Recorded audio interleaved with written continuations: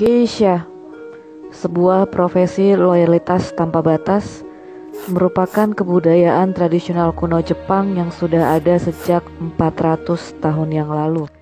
Geisha yang seringkali kita ingat sebagai pelaku prostitusi, padahal sebenarnya arti geisha itu sendiri adalah wanita tradisional Jepang yang dilatih untuk memiliki banyak keahlian seni, seperti musik klasik, tarian tradisional, alat-alat musik, dan lain-lain.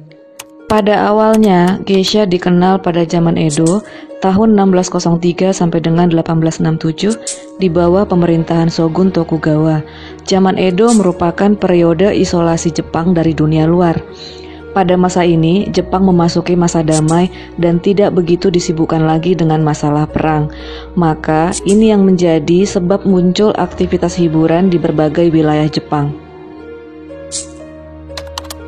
Geisha pada zaman Edo merupakan laki-laki atau disebut taiko mochi atau hokan, muncul sekitar tahun 1730. Mereka menghibur tamu dengan musik, tarian, dan puisi.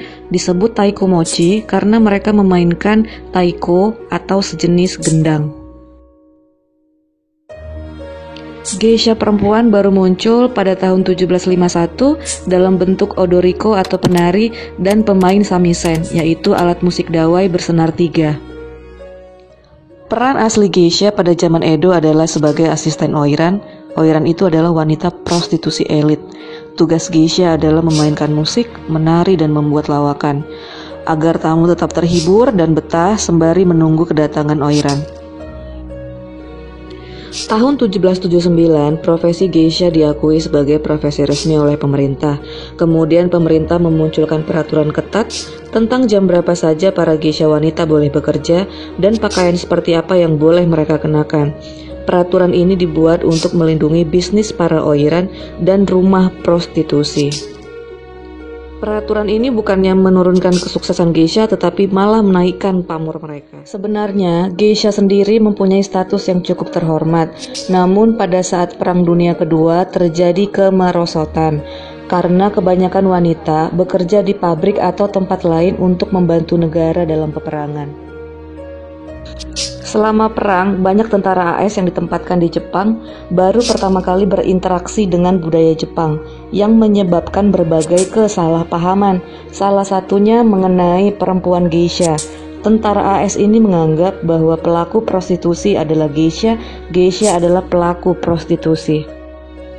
Hal ini dikarenakan banyak pekerja seks komersial pada waktu itu berpakaian dan mengaku sebagai geisha hanya untuk menarik perhatian orang barat, meskipun para pelaku prostitusi itu tidak menjalani pelatihan ketat yang harus diselesaikan oleh geisha sejati. Menjadi geisha tidaklah mudah, dibutuhkan bertahun-tahun sehingga benar-benar menjadi geisha sejati. Calon geisha akan tinggal di sebuah okiya atau rumah geisha.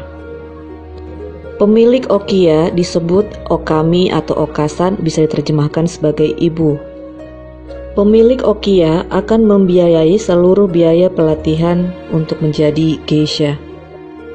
Sebagai imbalannya, geisha kelak harus memberikan beberapa persen dari pendapatannya untuk menjaga kelangsungan hidup sebuah okiya.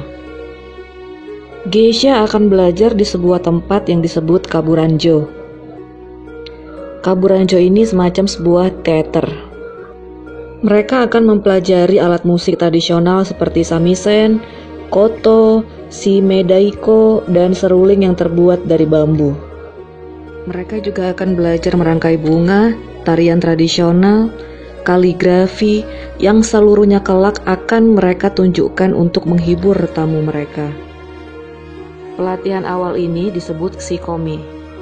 Tahap selanjutnya disebut minarai atau tahap observasi. Di sini, para calon geisha akan memulai magangnya dengan pergi bersama geisha senior.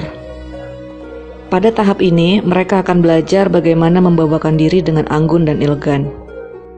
Tahap selanjutnya disebut maiko. Seorang calon geisha untuk menjadi seorang maiko harus bisa menemukan seorang kakak atau onesen, yaitu seorang geisha full-time yang nantinya akan bertindak sebagai mentor.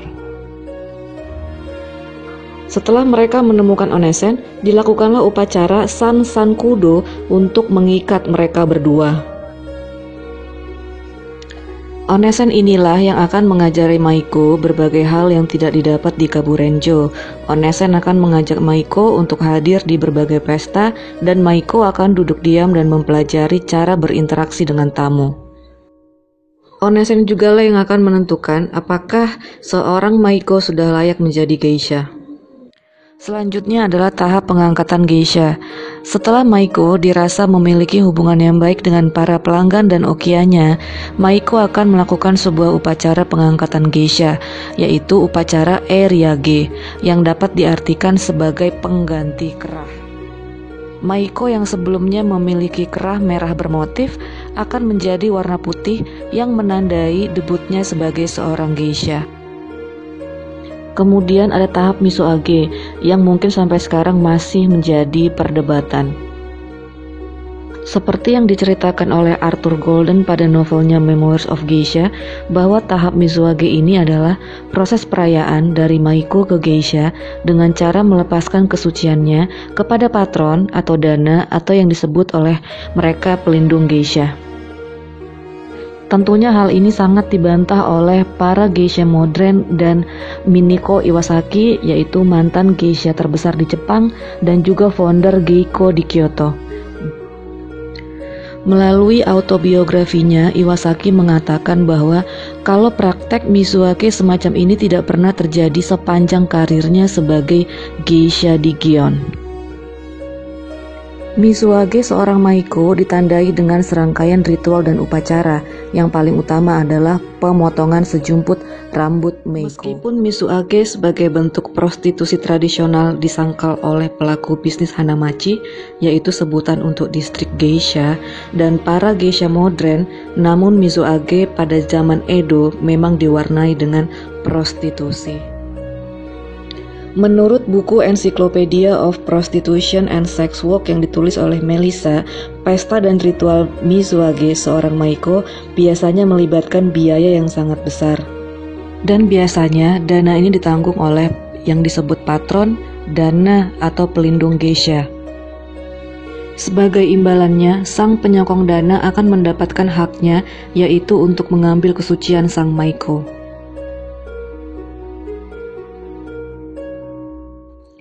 Praktek terselubung ini juga sesuai dengan pernyataan Teruha, seorang geisha periode awal tahun 190-an. Dalam buku biografinya yang berjudul Hana Koidori, geisha terkenal ini mengakui bahwa kalau Misoage-nya ditandai dengan hubungan seksual dengan pria yang memenangkan lelang atas hak untuk mengambil kegadisannya. Teruha mengatakan bahwa orang tersebut adalah petinggi dari Osaka Stock Exchange. Sekarang mantan geisha terkenal berjari 9 ini sudah menjadi Buddhist sister atau nun, dan sudah meninggal pada usia 98 tahun.